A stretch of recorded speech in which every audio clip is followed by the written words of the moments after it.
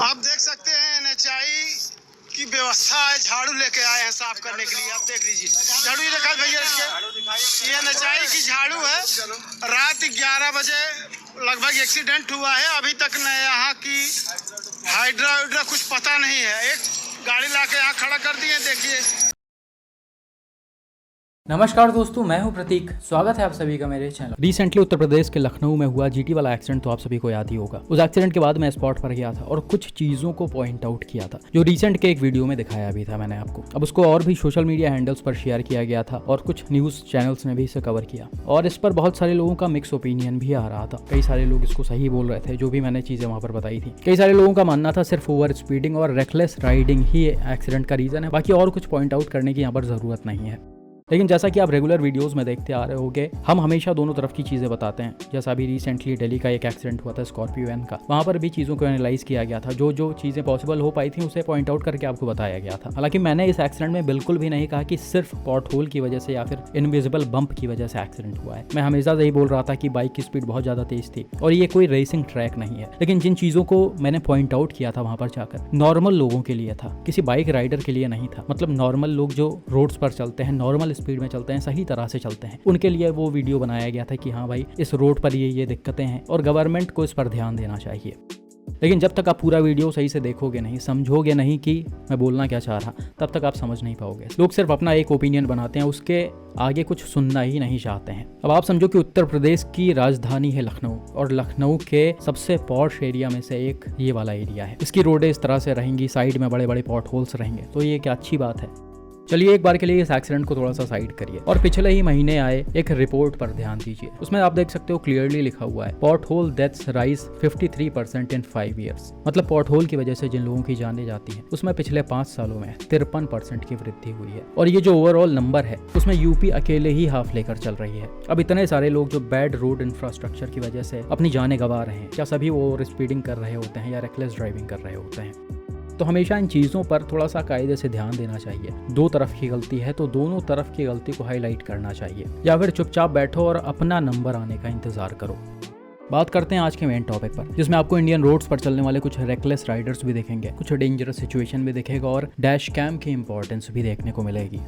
ये पहला एक्सीडेंट तो हो जिसे रिसेंटली गुड़गांव से मिस्टर राजदीप ने शेयर किया था। यहाँ पर हुआ क्या कि भाई अपने कार से गुड़गांव के गोल्फ कोर्स रोड से होते हुए जा रहे होते हैं। सामने की तरफ आपको दिख रहा होगा ठीक ठाक ट्रैफिक है, बहुत ज्यादा नहीं है, लेकिन फिर भी सभी लेन्स में गाड़ियां दिख रही हैं। हालांकि ये सही तरीके से और लिमिटेड स्पीड में ड्राइव की जा रही हैं। अब इन्हीं में थोड़ी दूर आगे आपको एक स्कूटी राइडर दिखेगा, जो पहले तो नॉर्मली चल रहा था, लेकिन थोड़ा सा आगे जाने के बाद इसको लेन चेंज करके लेफ्ट साइड में जाना होता है। अब ये भाई साहब इंडिकेटर तो ऑन कर देते हैं, लेकिन पीछे की चीजें क्लियर नहीं करते हैं, यानी कि पीछे से जो गाड़ियां आ रही थी उस पर ध्यान नहीं देते हैं। हालांकि एक लेन तो ये आराम से चेंज कर लेते हैं, ये हाई क्रॉस के सामने आ जाते हैं। देखकर ऐसा भी लग रहा कि हाई क्रॉस का ड्राइवर ने शायद ब्रेक लगाया है या फिर गाड़ी की स्पीड को कम किया है इनको बचाने के लिए। खैर यहाँ पर तो ये बच जाते हैं, लेकिन जब इनको और लेफ्ट जाना होता है, दूसरा लेन चेंज करना होता है, तब भी ये सेम हरकत करते हैं। ये उस लेन से लेफ्ट वाले लेन में बिना पीछे का साइड चेक किए शिफ्ट होने लगते हैं। बिल्कुल उसी समय उसी लेन में पीछे की तरफ से एक मर्सिडीज एसयूवी आ रही होती है, जो बहुत ज्यादा तेज रफ्तार में नहीं चलाई जा रही थी, बिल्कुल नॉर्मल स्पीड में चल रही थी। और मर्सिडीज के ड्राइवर को शायद स्कूटी राइडर पहले से दिखे भी नहीं होंगे, क्योंकि ये राइट में थे, बीच में इनोवा हाई क्रॉस चल रही थी और मर्सिडीज पीछे से आई है। तो ऐसे सिचुएशन में कम चांसेस हैं कि राइडर इनको दिखे हों, और ये एक्सपेक्ट भी नहीं कर रहे थे कि ये ऐसे लेन को चेंज कर देंगे। क्या राइडर सीधा जाते हैं और मर्सिडीज को राइट साइड से हेड कर देते हैं, जिसके बाद ये स्कूटी के साथ ही सड़क पर गिर जाते हैं। हालांकि अच्छी बात यहाँ पर यह थी कि एक्सीडेंट कोई बहुत ज़्यादा ज़बरदस्त नहीं हुआ, तेज रफ्तार में नहीं हुआ, गाड़ी का साइड लड़ा है, तो ऐसे सिचुएशन में नुकसान होने का चांस थोड़ा सा कम होता है। बाकी राइडर ने हेलमेट भी पहन रखा है, तो इनको मेजर इंजरीज तो बिल्कुल भी नहीं आई होंगी। हो सकता है हाथ पैर में थोड़ी बहुत चोटें लग गई हों। हालांकि मर्सिडीज का ड्राइवर भी एक्सीडेंट के तुरंत बाद ही आगे जाकर रुकता है। अब बाद में यहाँ पर क्या हुआ वो तो नहीं पता, लेकिन स्कूटी राइडर ने जो किया है वो पूरी तरह से गलत था। हमेशा पीछे का साइड क्लियर करने के बाद ही लेन को चेंज करना चाहिए और कभी भी ऐसे जल्दबाजी में लेन्स को कट करते हुए नहीं जाना चाहिए। आराम से एक एक करके लेन्स को चेंज करना चाहिए। लेकिन अनफॉर्चुनेटली ये छोटी छोटी चीजें बहुत सारे लोग समझ नहीं पाते और इस तरह के एक्सीडेंट्स होते हैं, और इसी तरह के लोगों के लिए आपके गाड़ियों में डैश कैम्स का होना जरूरी है। बात करते हैं अगले एक्सीडेंट पर, जिसे कुछ दिनों पहले मिस्टर अंकित ने शेयर किया था। यहाँ पर हुआ क्या कि भाई अपने कार से समस्तीपुर से बरौनी की तरफ जा रहे होते हैं। ये एक 2 लेन वाला रोड है, जिस पर एक तरफ से गाड़ियां जा रही हैं और दूसरे तरफ से आ रही हैं। बिल्कुल डैश कैम वाले कार के सामने आपको कुछ 2 व्हीलर्स भी चलती हुई दिख रही होंगी, जिसमें सबसे पीछे ये स्कूटी है जिसको एक लेडी कर रही है। यहाँ पर भी गाड़ियों की स्पीड नॉर्मल थी, इसी को बहुत ज्यादा तेज नहीं चलाया जा रहा था। खैर थोड़ी दूर आगे चलने के बाद होता क्या है, लेफ्ट साइड में जो सबसे आगे टू व्हीलर वाला चल रहा होता है वो अचानक से अपने बाइक की स्पीड को कम करता है और बीच रोड में ही गाड़ी को रोकने लगता है बिना किसी साइन या फिर इंडिकेटर के। जस्ट उसके जो पीछे बाइक चल रही थी वो भी कहीं ना कहीं चिपक कर ही चल रही थी सामने वाले से। इसके राइडर सामने वाले से बचने के लिए हैंडल को राइट में घुमाते हैं और आगे निकलने की कोशिश करने लगते हैं। बिल्कुल उसी समय पीछे जो स्कूटी से ये लेडी चल रही थी वो शायद बाइकों को ओवरटेक करने की कोशिश कर रही थी या फिर ये समझ नहीं पाई हुआ क्या, और बहुत ज्यादा चिपक के चलने की वजह से ये टाइमली स्कूटी के स्पीड पर कंट्रोल नहीं कर पाई या फिर टाइमली ब्रेक नहीं लगा पाई। इनकी स्कूटी सीधा जाकर दूसरे नंबर वाले बाइक से लड़ती है और ये तुरंत अनकंट्रोल होकर रोड के बीच में ही गिर जाती हैं। खैर यहाँ पर अच्छी बात ये थी कि ऑपोजिट लेन से कोई व्हीकल नहीं आ रही थी या फिर डैश कैम वाली कार जो है वो बहुत ज्यादा इन बाइकों के पास में नहीं चल रही थी। आप वीडियो के स्टार्टिंग से ही देख सकते हो डैश कैम कार के ड्राइवर जो हैं वो इन बाइक वालों से, टू व्हीलर से एक ठीक ठाक डिस्टेंस मेंटेन करके चल रहे हैं और यही समझदारी भी होती है। अभी आप समझो डैश कैम वाली कार भी बिल्कुल ऐसे ही पीछे घुसी रही होती जैसे सामने टू व्हीलर वाले चल रहे हैं, तो यहाँ पर क्या ड्राइवर एक्सीडेंट को अवॉइड कर सकते थे? बिल्कुल भी नहीं कर सकते थे। ब्रेक मारते मारते ये स्कूटी पर चढ़ जाती या फिर राइडर पर चढ़ जाती। इसलिए हमेशा सामने वालों से डिस्टेंस मेंटेन करके रखना चाहिए ताकि इस तरह के सिचुएशन में आप गाड़ी पर पहले से ही कंट्रोल कर लो और इसे पहले ही रोक लो। बाकी यहाँ पर राइडर ने जो हेलमेट पहन रखा था वो हाफ वाला हेलमेट था और इसका स्ट्रैप भी नहीं लॉक था। जैसे ये नीचे गिरी है सड़क पर वैसे ही हेलमेट निकल कर अलग चला गया है और ऐसा करना कहीं ना कहीं बहुत ही ज्यादा डेंजरस होता है क्योंकि भाई इस तरह से हेलमेट पहनने का कोई मतलब नहीं है। आप बस चालान से बचने की कोशिश कर रहे हो या फिर ऐसे ही दिखावा कर रहे हो। एक्सीडेंट में तो ये काम आने वाला नहीं है। वाकई में आपको अगर खुद को सेफ रखना है तो आपको हेलमेट को प्रॉपर सही तरह से लगाना चाहिए।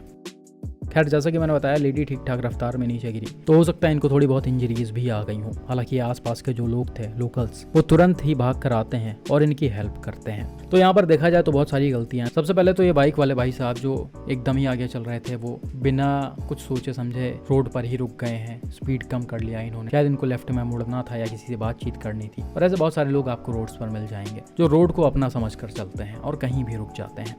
तो ऐसे ही लोगों से थोड़ा सा दूरी बनाकर रखनी चाहिए। बाकी ऐसे ही सिचुएशंस के लिए आपकी गाड़ियों में डैश कैम्स लगा होना चाहिए। जाने अनजाने में गाड़ी इनसे लड़ती है या फिर कुछ ऊपर नीचे हो जाता है तो बिना एविडेंस के आप ज़्यादा कुछ प्रूफ नहीं कर सकते हो। बाकी भाई कई बार ऐसी लापरवाही इतनी ज़्यादा खतरनाक हो जाती है जहाँ पर लोगों की जान तक चली जाती है। ये वाला एक्सीडेंट देखो जो रिसेंटली उत्तर प्रदेश के प्रतापगढ़ में हुआ है।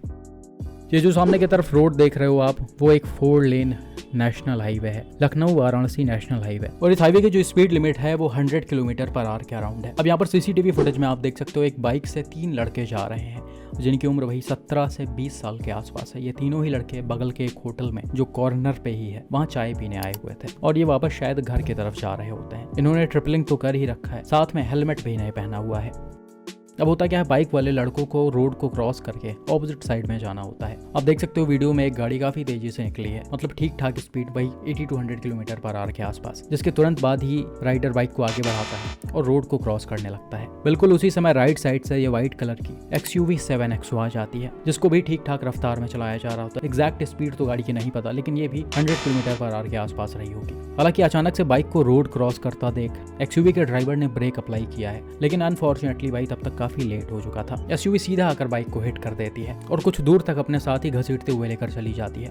अब स्पीड ज़्यादा होने की वजह से टक्कर भी काफ़ी ज़बरदस्त हुआ जिसमें अनफॉर्चुनेटली बाइक पर बैठे 2 लड़कों की ऑन द स्पॉट डेथ हो गई जबकि तीसरे को काफ़ी मेजर इंजरीज के साथ हॉस्पिटल में एडमिट करवाया गया है। उम्मीद करते हैं कि अब वो सेफ हो। बाकी इम्पैक्ट का अंदाजा आप XUV के फ्रंट को देखकर भी क्लियरली लगा सकते हो। इसका आगे वाला हिस्सा बोनेट, बम्पर, हेडलाइट वगैरह के साथ काफ़ी हद तक डैमेज हो गया है और गाड़ी के एयरबैग्स भी ओपन हो गए हैं।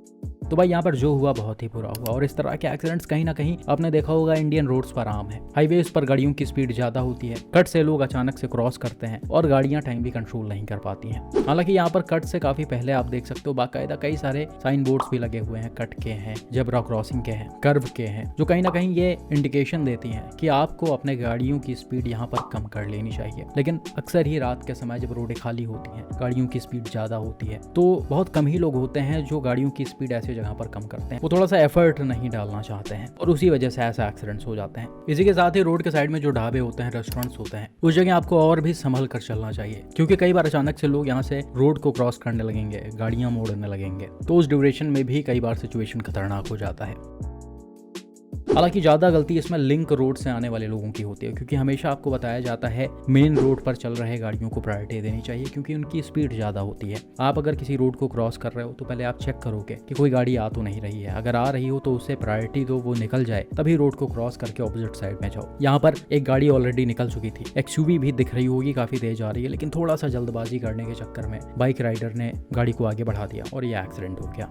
इसीलिए रोड्स को क्रॉस करते समय बिल्कुल भी जल्दबाजी मत करें, हमेशा पेशेंस रखकर चलें। बाकी भाई सुनने में ये भी आया था कि शायद एक्सयूवी के लोग गाड़ी छोड़कर स्पॉट से भाग गए थे। कई बार होता है जब रूरल एरियाज में एक्सीडेंट्स होते हैं तो आसपास के लोकल लोग इकट्ठा हो जाते हैं और नुकसान पहुंचाने की कोशिश करते हैं, जिससे बचने के लिए लोग ऐसी हरकतें करते हैं। बाकी आपका इस तरह के एक्सीडेंट पर और इस तरह के सिचुएशन पर क्या मानना है, और क्या लगता है इस एक्सीडेंट में ज़्यादा गलती किसकी थी? कमेंट करके ज़रूर बताएं।